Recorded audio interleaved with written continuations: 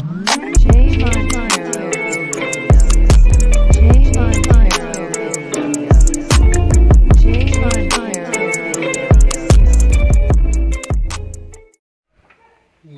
What's up? Good morning mga pre! Alright, kamusta? Kamusta na kayo dyan, no? Tagal kong mag-vlog no? 9 days na. Bali, yung last vlog ko kasi is, about dun sa setbox, di ba? So, may nabanggit ako doon about sa setbox ayon kay Claire Wicks, no? Pero, yung i-discuss ko sana na yun is, may video naman yun ng ito. Ayan, panoorin nyo na lang yan. Kaso English. So, hindi na natin naanoin yun, no? Balik-balikan nyo na lang yan. Although, matagal naman na yan, eh. Basta yung setbox is, alam nyo naman na yan. Basta, panoorin nyo lang yung last ko na vlog, no? Tapos yung sumunod naman yung kay Claire Wicks, yung talk niya, no? Ayan, yan, sound trip ko noon, kapatid. Yun yung mga pinapakinggan ko. Halos, masa ulo ko na yan. Mga kasunod na words, mga ano na yan.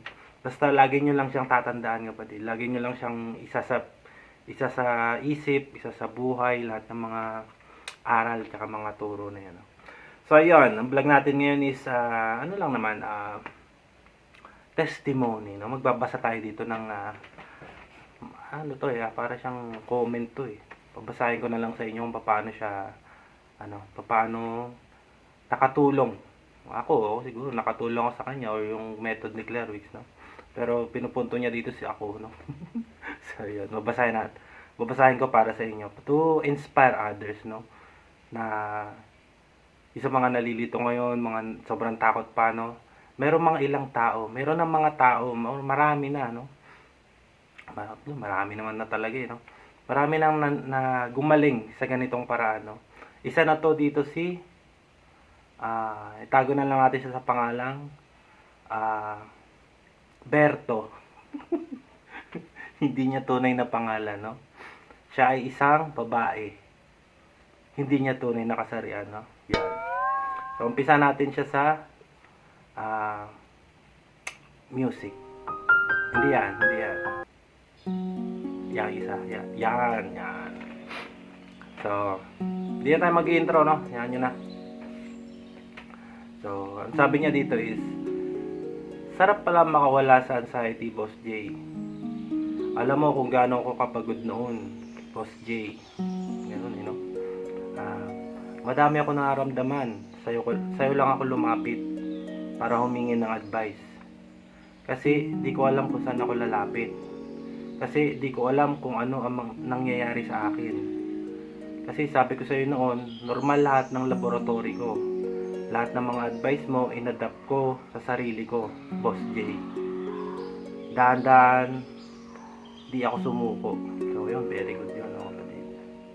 At alam mo na, umuwi ako, nag-quit ako ng trabaho dahil dito sa sakit na to, no? Papaalala, hindi to sakit lang. Ganun lang siya dito. Pero ngayon ko lang ulit naramdaman ang sarap mabuhay. Nice. Baga, second life ko na to. Akala ko kasi katapusan ko na. Nagpapasalamat ako, lumaban ako. Ngayon ko lang na-realize ganda pala ng buhay na dapat ang mga konting bagay dapat ma-appreciate mo. Maging masaya ka sa mga konting bagay na maganda na nangyayari sa'yo. Very good. At mas napalapit na ako sa Panginoon ngayon, Boss J. Alam ko na kung paano makontento sa buhay. Boss J, 90% na ako. Okay.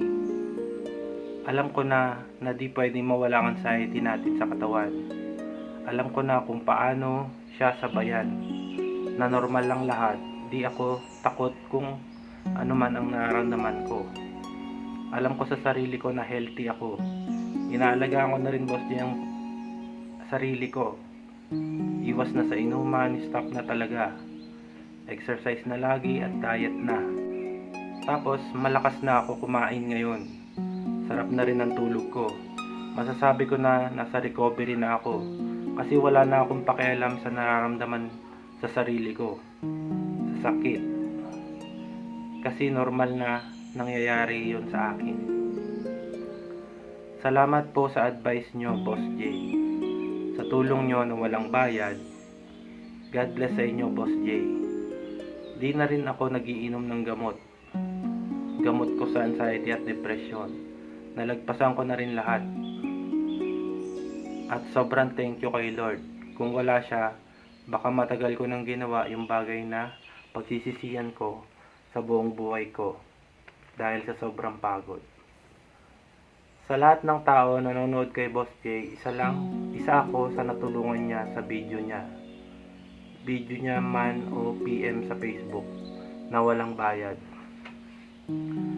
Laki pasasalamat ko sa iyo, Boss J. Isa ka sa tumulong na mabalik ko yung buhay ko ngayon. For almost 1 year na pagsasuffer ko ng anxiety at depression ko, lahat ng body symptoms na naranasan ko, ayaw ko na rin bumalik sa dati. Sa lahat ng may anxiety disorder, huwag kayo sumuko. Manood lang kayo ng video kay Boss J. Tulungan nyo din ang sarili nyo kahit paunti-unti sa recovery. Maniwala kayo, babalik din kayo sa dati. Dapat i-adapt nyo lang lahat ng sinasabi ni Boss J. Kung gusto nyo ma-prove, pakita ko sa inyo ang gamot at pagpapa-psychiatrist ko. Yon! O, diba? Ayan ang istorya ni Berto, no? So, maraming salamat sa iyo, Berto, no? At nag-share ka ng yung buhay or healing journey, no? So, ito kasing pagkakaalala ko sa sobrang dami, no? Itong si Berto ay parang galing siya ibang bansa, eh. Tapos marami siyang tapos umuwi siya dahil nga siguro sobrang niya na, hindi niya na magalaw, hindi sobra na yung nangyari sa katawan niya, no? Kaya mas pinili niya umuwi na muna, no?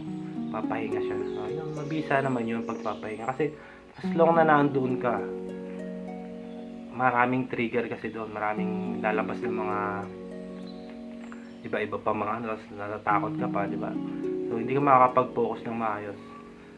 So malaking tulong para sa kanya yung pamilya niya na maging okay siya doon, no? Kasi di ba, pag nasa ibang bansa, wala namang ibang tutulong sa iyo doon, mga ano mo lang. Pero ikaw pa rin, di ba? So yun, yung pagkakatanda ko, siya yata yun eh. So yun, kung kayo merong mga istorya or mga gusto nyo may share, no, ipasahin natin dito yan. Hindi ko naman kayo papakilala eh. Or kung gusto, ipakilala nyo rin sarili nyo. Ito kasi si Berto, pinalitan lang natin yung pangalan niya, pero hindi talaga ito yung pangalan. No? So yun, maraming salamat sa inyong pakikinig. Sana may kayo sa istorya niya, no, ni Berto. At para maliwanagan din kayo, no? Or kasi nasa sa inyo rin yan, kapatid, no? Nasa sarili nyo rin yan. Kung paano nyo may i-apply, no?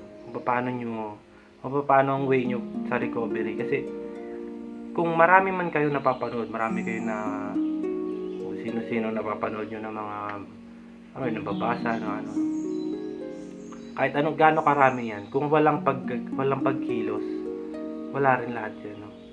Baliwala. Kung hindi man kayo lumalabas, hindi rin naman kayo, kung wala lang, tumatagos, pumapasok lang sa isip nyo, pero hindi nyo na-apply, wala rin yun, kapatid.